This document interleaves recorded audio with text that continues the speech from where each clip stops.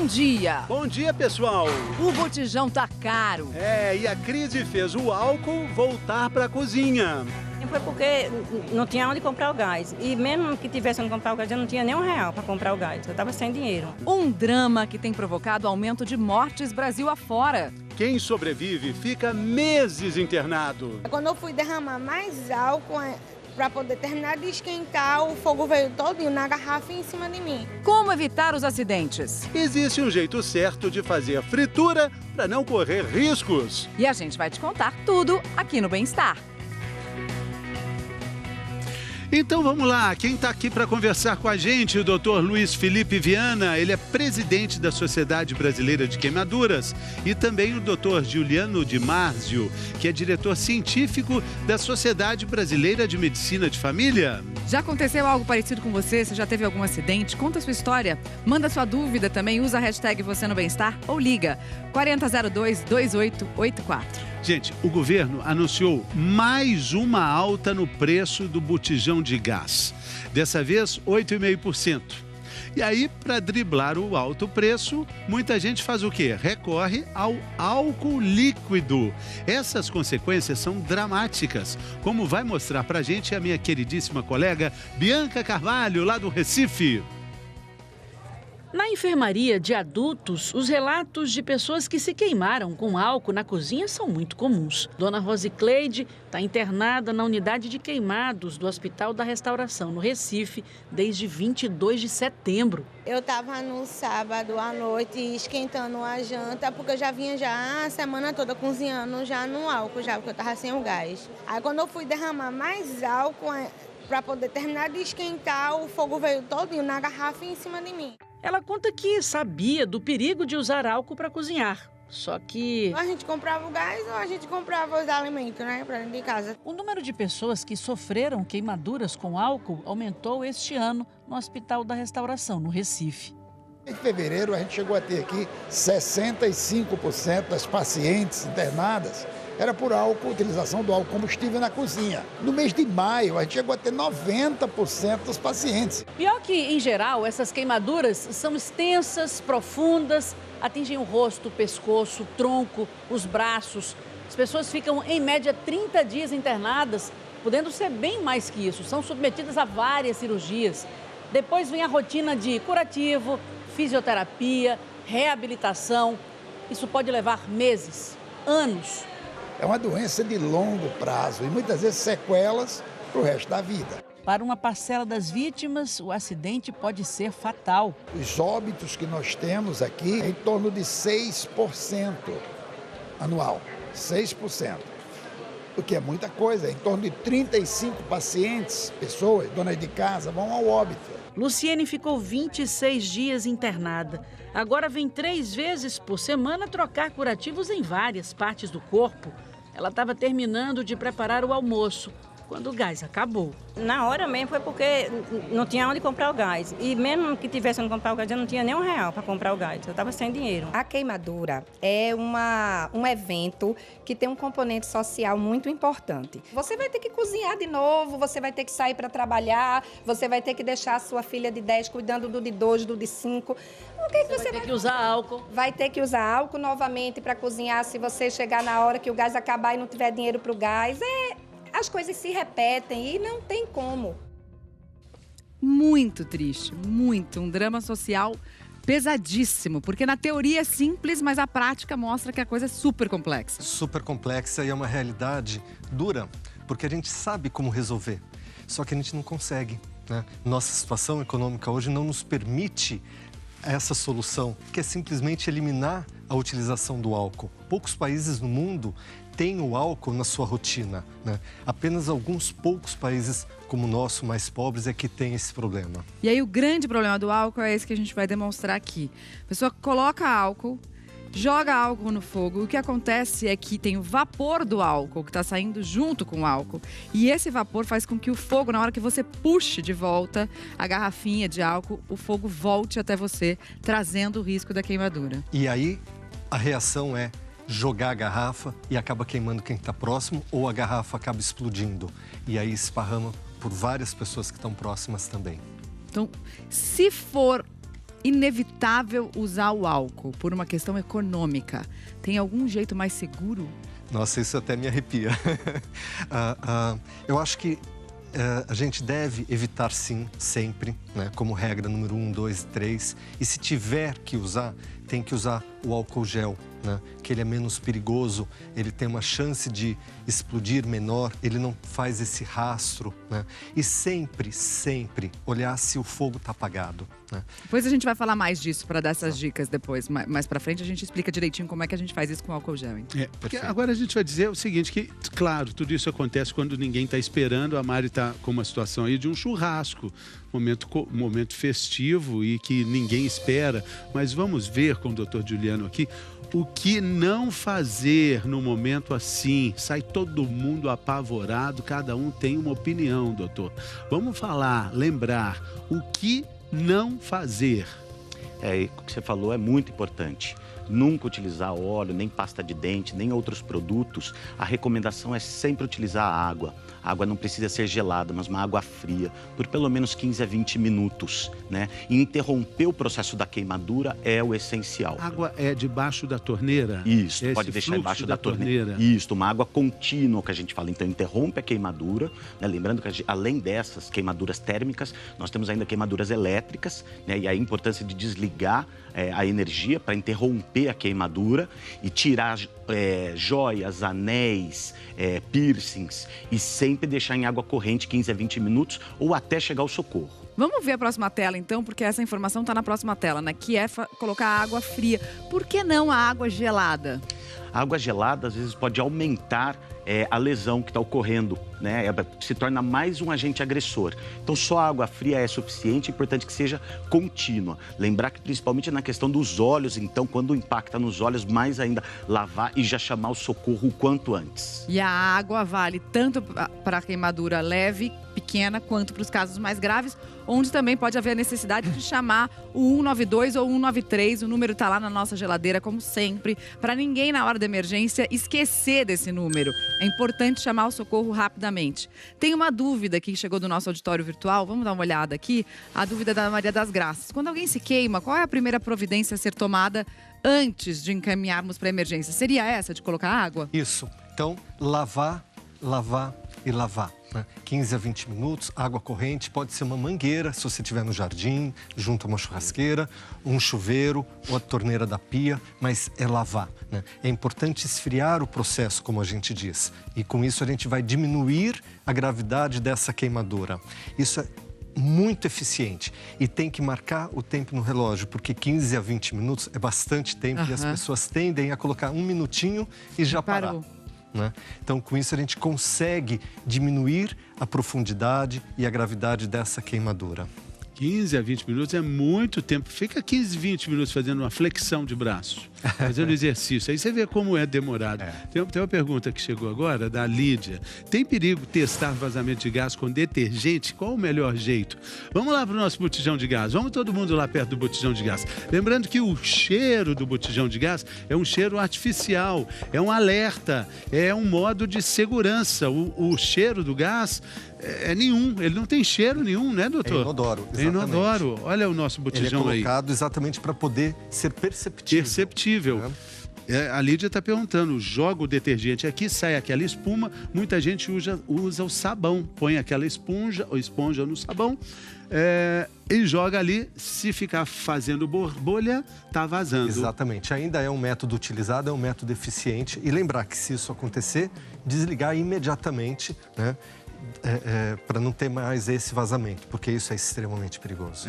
E é perigoso até acender uma luz, o interruptor, né? Sim. Tudo fica perigoso quando o gás está vazando, né? Sem dúvida alguma, né? Então, a questão elétrica é sempre importante, né? A gente tem outras queimaduras causadas, às vezes, por celular, tomadas, que também... coincidem com a questão do botijão de gás aí, de você interromper o processo, né? E ter clareza, deixar sempre crianças fora do ambiente. E, se possível, o botijão é uma coisa muito importante. A gente sabe que é difícil por uma questão também social, né? Socioambiental. Mas, se possível, o botijão do lado de fora da casa, com um buraco para passar a mangueira. Isso é muito importante, porque às vezes um botijão de gás que explode pode ser suficiente para comprometer uma grande área exposta. Não só a sua casa, a casa do vizinho também. Ou seja, há uma necessidade realmente de uma responsabilidade comunitária sanitária. Explodir a casa toda, né? Ontem, quando a gente estava gravando a chamada, eu até brinquei com a Mari. Você acaba de lavar uma louça, uma vasilha e coloca aqui para fazer uma fritura. Aí tem umas gotinhas de água, né, Mari? Exatamente. E aí, o que acontece? Aí você vai colocar para fritar, espirra tudo. E aí? E aí, você se queima? Se queima. E aí, como é que faz? Tem que secar muito bem a panela. Muito bem. E se jogar água na fritura, Mari? Também desanda tudo. Vamos ver, então, a reportagem explicando como é que faz fritura direitinho, sem risco de se queimar. O primeiro passo para evitar queimaduras é organizar bem cada um dos equipamentos usados na fritura. 3 itens são fundamentais: panela funda, com o cabo para o lado de dentro do fogão, lugar para apoiar a escumadeira e a grelha para escorrer. No caso da batata, é preciso enxugar a água para que o óleo não espirre. A dica para saber a temperatura certa para a fritura é colocar apenas 2 ou 3 fatias de batata. Assim que elas flutuarem e o óleo fizer esse barulhinho, está no ponto. Na hora de fritar, coloque a batata aos poucos, sempre usando a escumadeira. Depois, retire calmamente. O professor e chefe de cozinha Luiz Araújo também ensinou pra gente o jeito certo de flambar alimentos. Nunca aproxime a garrafa de bebida alcoólica do fogo. Você pode provocar uma explosão. O jeito certo é esquentar uma pequena quantidade da bebida em uma concha, direto na boca do fogão. Com a frigideira fora do fogo, coloque o líquido sobre o alimento. Só depois disso é que a panela volta para o fogão.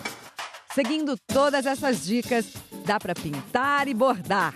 Ou melhor, dá para fritar e flambar, sem risco de acidentes. Então, só pra gente deixar isso muito claro, não jogue água se você tiver ali perto da panela e começar a queimar. Nunca jogue água, isso pode piorar tudo, né? Pode piorar tudo. E não jogue nada congelado também. Porque o que está congelado, o cristal de gelo, ele rapidamente se transforma em vapor e explode o óleo cai junto ao fogo e incendeia muito rapidamente. Então, é um acidente muito grave e que acontece com coxinha congelada, batata congelada, risoles congelado. Então, sempre lembrar de descongelar o que você for fritar. Tirar antes do congelador, Tirar né? antes. E se tiver assim, a melhor maneira é abafar o fogo, certo? Isso. Tá bom. Essas dúvidas todas, o doutor Luiz Felipe Vana tem um site, né, doutor? No aplicativo? Um aplicativo. A sociedade desenvolveu, antenada no mundo atual, né, um aplicativo que é para uso leigo, né, para todo mundo, que chama Queimei. Está disponível, obviamente é gratuito, né, e que te auxilia nessas orientações. O que fazer quando queima, para onde ir, ele já te localiza a unidade de queimaduras, o pronto-socorro mais próximo, já te coloca no aplicativo para chegar até lá. Então é muito simples, muito fácil, chama Queimei. Queimei, muito bem. A gente vai ver que isso é muito mais comum do que a gente pensa. Em Minas Gerais, 2 festas acabaram em tragédia. Uma, churrasco entre amigas, e o outro, um casamento. Deu tudo errado. A gente volta já já.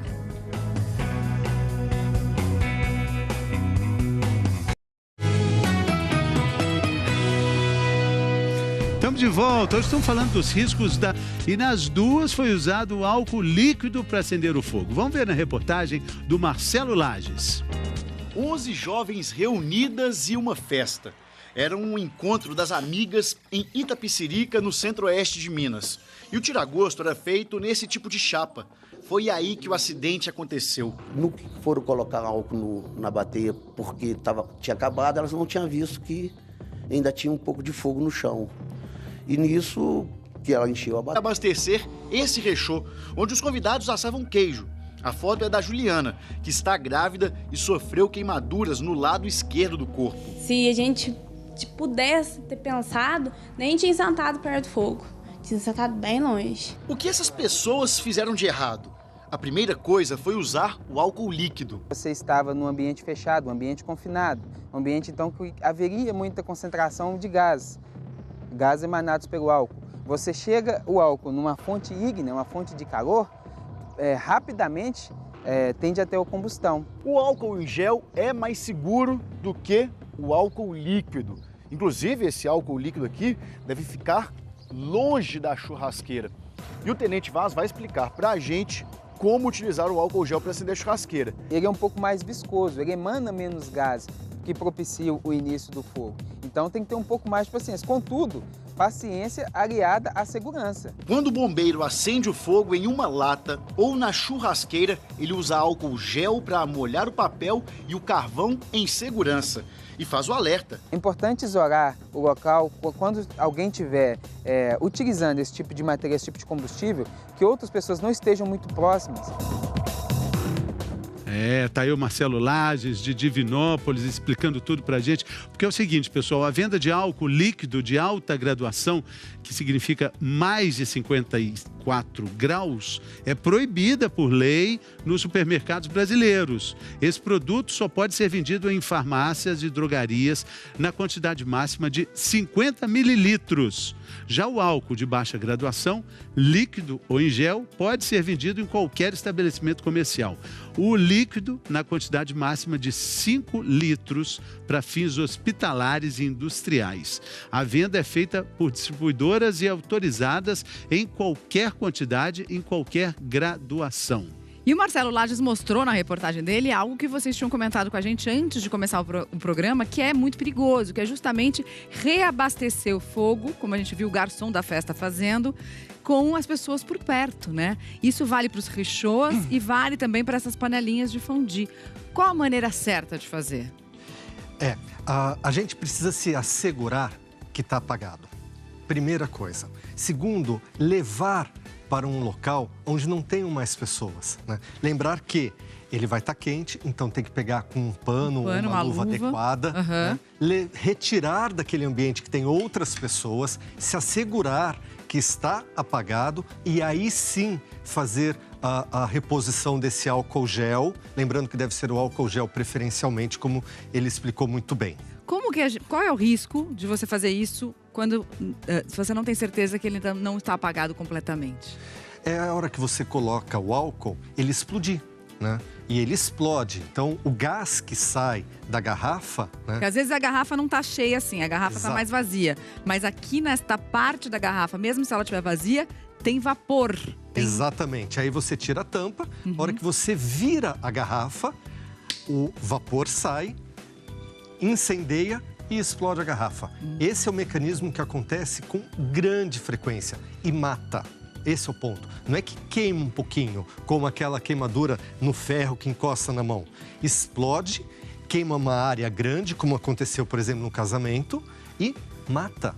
Então a gente realmente tem que respeitar, tem que tomar cuidado para que isso não aconteça. Infelizmente, esse mecanismo tem se tornado rotineiro. E mandou essas fotos pela internet. Olha só o que aconteceu com o filho dela. O filho estava tentando ajudá-la a fritar batatas enquanto ela estava dando banho na filha menor. Esse é o João Paulo, ele tinha 7 anos aí. Passaram-se 4 anos.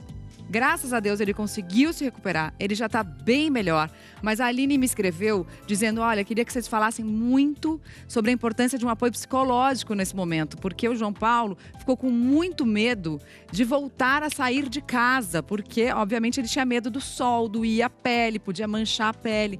Então, é importante realmente ter um apoio psicológico para as crianças e para todas as pessoas, para os queimados? Sem dúvida alguma, né? Uma das questões importantes que há um grau de acometimento, né? Conforme o tipo de queimadura e o nível, a gravidade dela, mas o apoio multiprofissional é importante. No caso das crianças, mais ainda, porque tem a questão do bullying, do isolamento social, além da própria limitação, que às vezes elas perdem atividades escolares, né? Os idosos também, a gente está no processo de envelhecimento populacional, então muitos idosos que já têm algum declínio cognitivo da memória, da atenção, da concentração, os cuidadores, né, da família ou que estão juntos, sempre está alerta com a questão do botijão de gás e para evitar queimaduras. E aí o apoio multiprofissional é essencial, principalmente no caso de queimaduras. 1 milhão de pessoas se queimam todos os anos, gente. É muita coisa. Imagina dividir isso por dia. Quantas pessoas por dia, por hora, estão se queimando? Subestimado. Subestimado. A gente sabe que há uma subnotificação muito importante em vários centros do país, ou unidades de atenção primária e secundária ou terciária, que às vezes não notificam, né?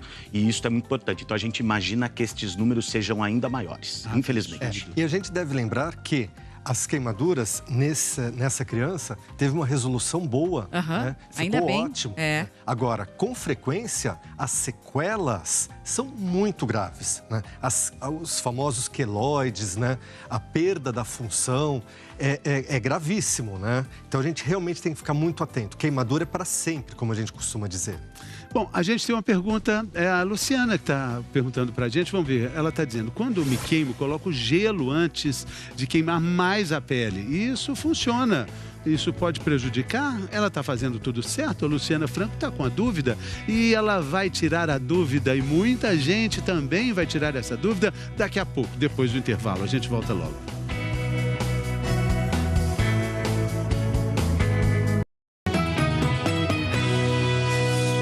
G1 e 1 minuto agora.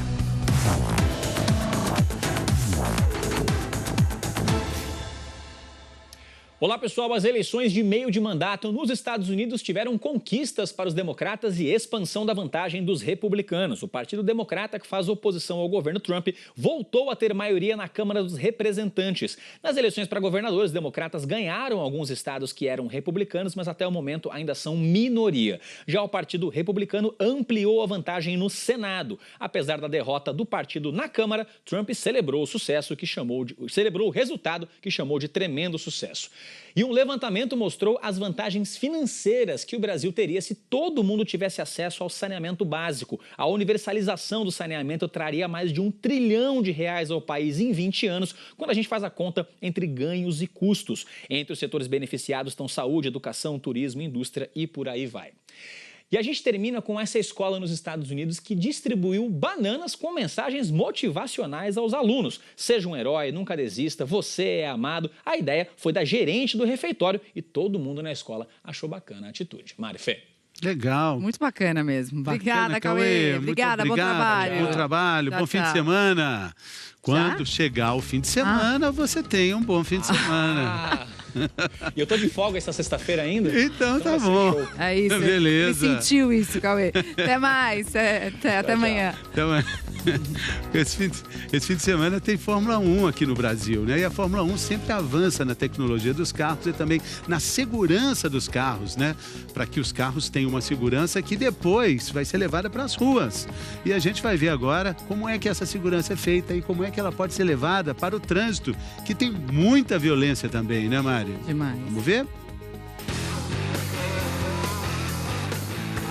Os acidentes nas corridas de Fórmula 1 são impressionantes. Os carros chegam a se desmanchar, mas os pilotos saem ilesos.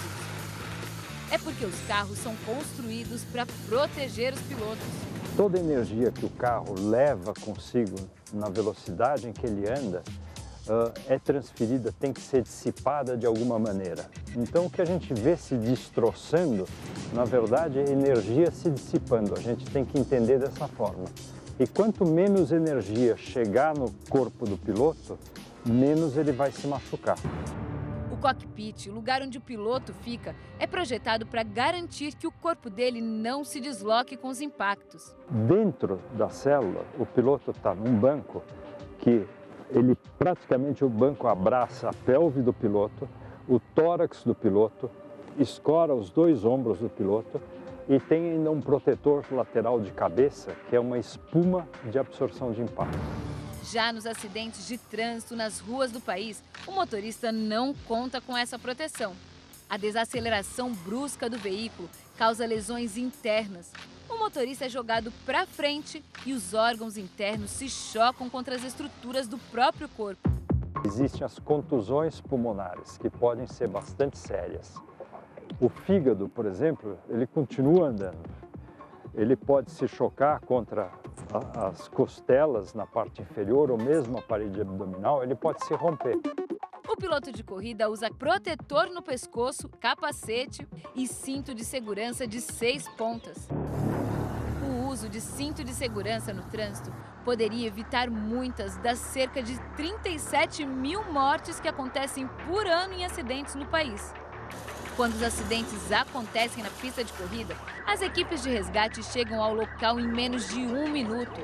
Esse atendimento rápido é essencial para salvar vidas. E o treinamento não para. Esta é uma simulação realizada no Circuito de Interlagos, em São Paulo. Todo esse suporte com o socorro imediato e os equipamentos de segurança dos carros faz com que o esporte, apesar de ser de risco, tenha um número muito pequeno de traumas e mortes registradas. Bem diferente do que acontece nas cidades quando os motoristas resolvem fazer das ruas uma pista de corrida.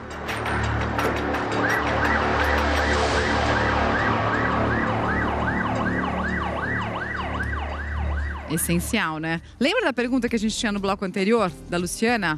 Olha lá, ela queria saber, ela disse que ela coloca gelo quando queima e funciona. Pode prejudicar? A gente falou no primeiro bloco que gelo pode piorar, né? Pode piorar. No Brasil, país tropical, a gente não tem muito queimadura com gelo, mas é a queimadura chamada geladura. Não se coloca gelo, ela pode piorar, ela pode ser uma nova agressão. Água corrente.